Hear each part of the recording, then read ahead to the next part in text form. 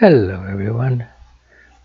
We're having another little story where the Whitmer brothers got together a few years ago and we went to beautiful Whistler, British Columbia and did some exploring up there. British Columbia is the westernmost province and it's abutting the Pacific Ocean and it's mostly mountainous. You got the Rocky Mountain chain and then you got the coastal mountain. And then you got a whole bunch of islands that go along the coast. Just to illustrate how rocky and the mountains are along the coast, if you wanted to drive from Vancouver up to Prince Rupert, which is just at the Alaskan border, you'd have to actually drive inland and go up the, I guess mostly Fraser Valley, and a lot easier to just fly straight up. But if you want to haul a bunch of stuff, you got to drive. The history of Vancouver is one that extends back thousands of years, with its first inhabitants arriving in the area following the last glacial period. With its location on the western coast of Canada near the mouth of the Fraser River and on the waterways of the Strait of Georgia, Howe Sound, Burrard Inlet, and their tributaries, Vancouver has for thousands of years been a place of meeting, trade, and settlement. The presence of people in what is now called the Lower Mainland of British Columbia dates from 8,000 to 10,000 years ago, when the glaciers of the last ice age began to disappear. The area, known as the First Nations, shows the archaeological evidence of seasonal encampment. The first Europeans to explore the area were the Spanish captain José María Narváez in 1791 and the British naval captain George Vancouver in 1792. The Spanish were not interested in the area, but obviously the British had a lot more interested. The indigenous people of the Pacific Northwest Coast are the original inhabitants of what is now known as Vancouver. The city falls within additional territory of the three Coast Salish people, known as Squamish and Musqueam. On the southern shore of Vancouver along the Fraser River, the Musqueam live with their main community. In the False Creek and Burrard Inlet area, Squamish currently live in numerous villages in North Vancouver, where the territory also part of Howe Sound and upwards towards the town of Whistler.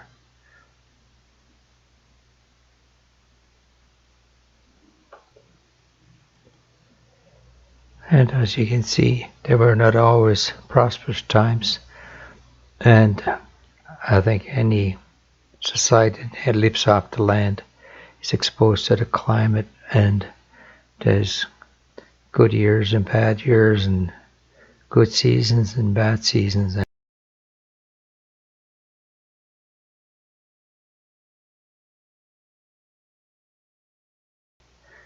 Interesting enough, there's native pictures for the tourists, and there's a native picture of the reality. The artist Emily Carr lived amongst the people on the west coast, and she tried to capture the wood carvings, the sculpture, and the beautiful nature of this area, and she did a fantastic job. She studied for a while in Paris as well and met some of the famous artists there, and she came back, but then she also was a little bit rebuffed by the National Art Gallery, so she didn't paint for many years, but then later in life she picked it up again and did some of the beautiful works. One of the main sources of income for the West Coast is the forestry industry, and unfortunately they've been doing some serious cuttings. And if you look at this map, it actually shows you where the moisture is, and along the coast with a lot of rain. That's why we have this very beautiful tall forests. I guess it's considered a rainforest with the amount of rain we get there. This is the ferry connecting Vancouver with Vancouver Island, and there's several of them, and it's quite vital for the people to be able to move around in the area. Now we're down at the harbor area of Vancouver, and these houses are actually floating houses, and I don't know how they got away with it, but anyway, there they are. And these are some water taxis, quite the little outfits. And Vancouver also is a port for a lot of cruise ships that some come out from Vancouver, but very popular is to actually take a cruise from Vancouver all the way to Alaska and see some of the ice fields up there. And couldn't resist all the suitcases here, and I sure hope that people they check into their cruise ships so they find their suitcase. So we drove from Vancouver all the way up to Whistler, first along the ocean and then up the valley.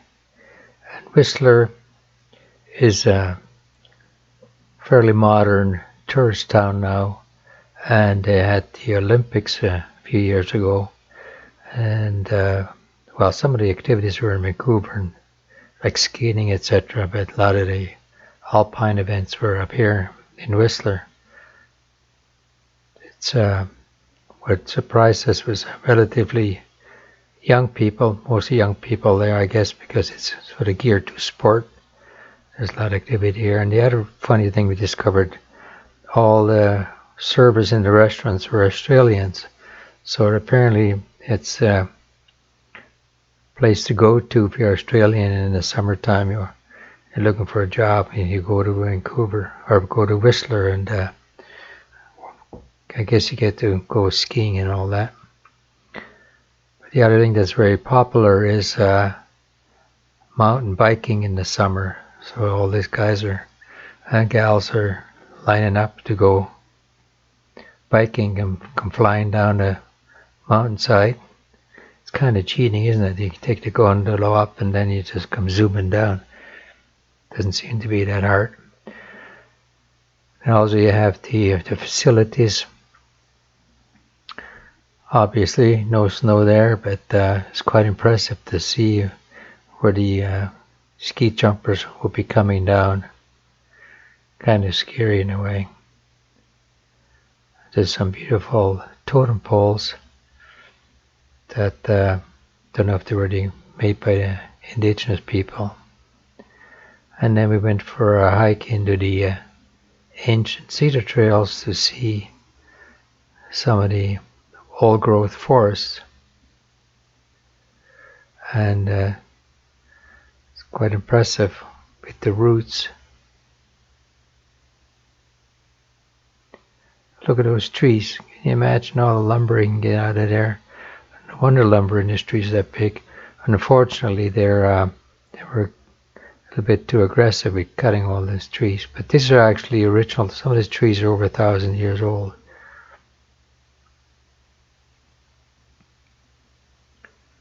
Just amazing.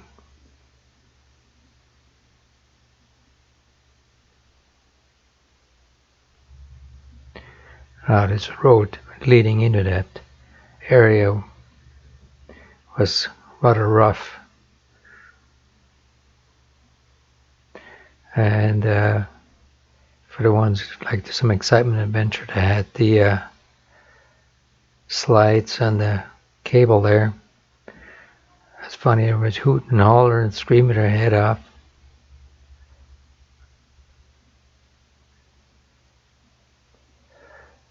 Now, the area above the Whistler is, we got the Whistler Mountain and you got the Blackcomb Mountain, and the two are connected with a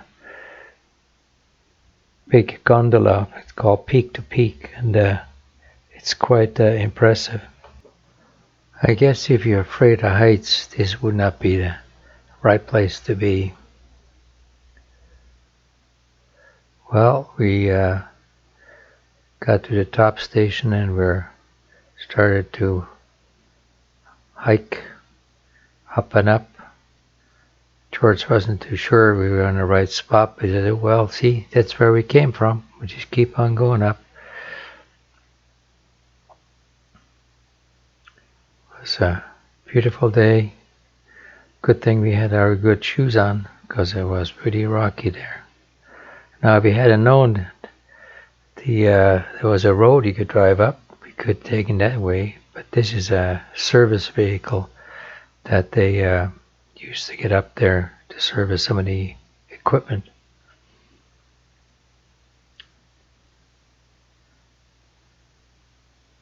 And this is snow left over from last year. Imagine how high that must have been. Pretty wild. That's looking down at the top station where the Peak to Peak gondola is, and then down below is Whistler. You see, that's why you need the good shoes. Keep on walking. Oh, finally, lunch. Thought we'd never get here. Actually, it was funny. We all made our own sandwiches. There was no argument that wasn't good enough. Well, time to do a little selfie there. It turned out pretty good. There's also some beautiful alpine flowers. I think that was either September or early October, so the flowers are still at their peak.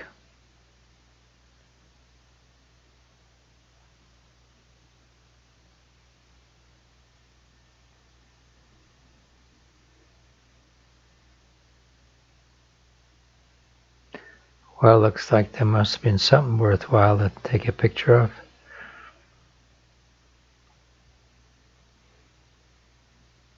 Ah, there you go. It was a marmot. It's trying to fatten up before the winter rolls in, because they just winter on the ground. Well, I guess that tree saved that boulder from going a little further down. You can see the paths are pretty narrow, and it's looking back where we came hiking up.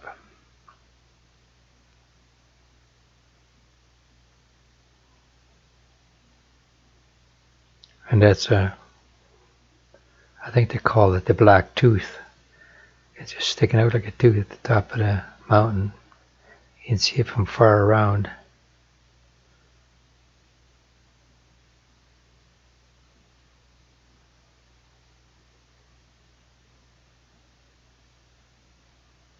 Pretty narrow in places.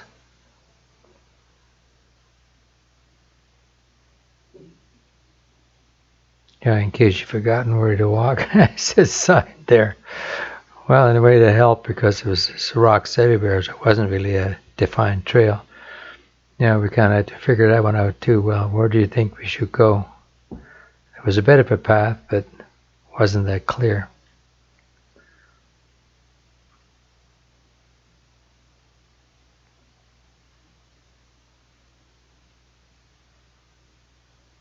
Yeah, black tusk. That's what that tooth was called. So next day, we figured we'd take a little easier hike. So we went up to Garibaldi National Park, or Provincial Park, and it took us more through the woods, along the lake, and then gradual going up and up.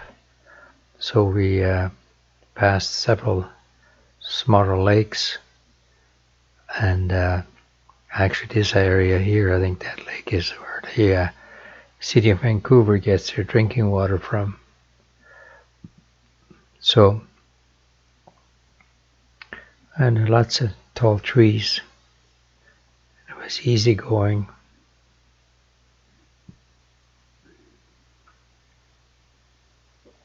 A few rough spots.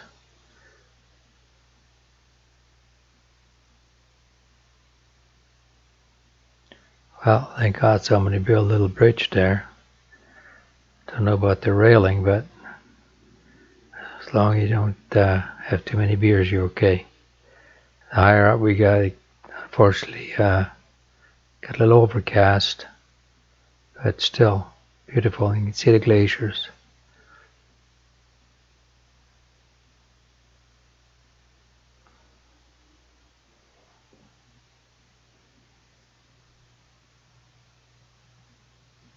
Very peaceful. And of course it was the end of summer and not many tourists, so it was very quiet. And here's our little friends, the chipmunks, and the French call them Petit Suisse, which means the little Swiss. How they ever came up with that, I don't know. Well, one more selfie there.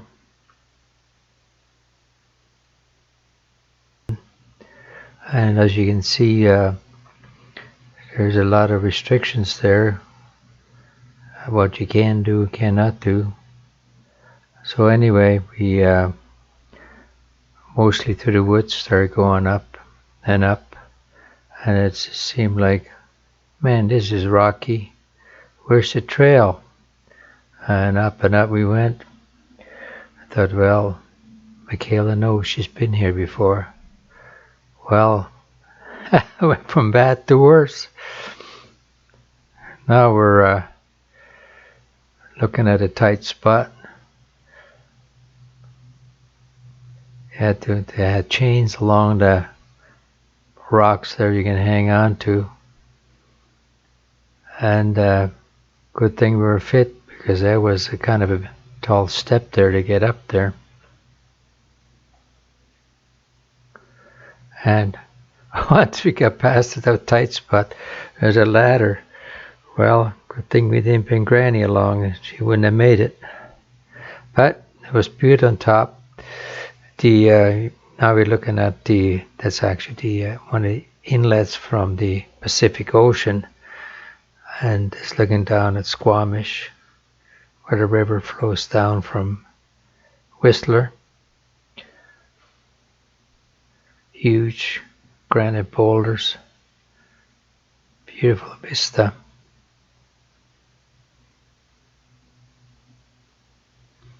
And if you look clearly, there was somebody figured it'd take a shortcut to come down on a rope. And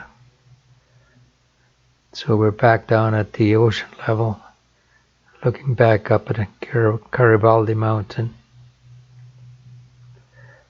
And believe it or not, you can actually jump off there on a bungee and hope it doesn't break. Yahoo! Here we go. And we decided not to do it, not because we were not tough or anything, but it cost like $120 a jump. So we thought, well, with that we can probably buy a case of beer and have just as much fun.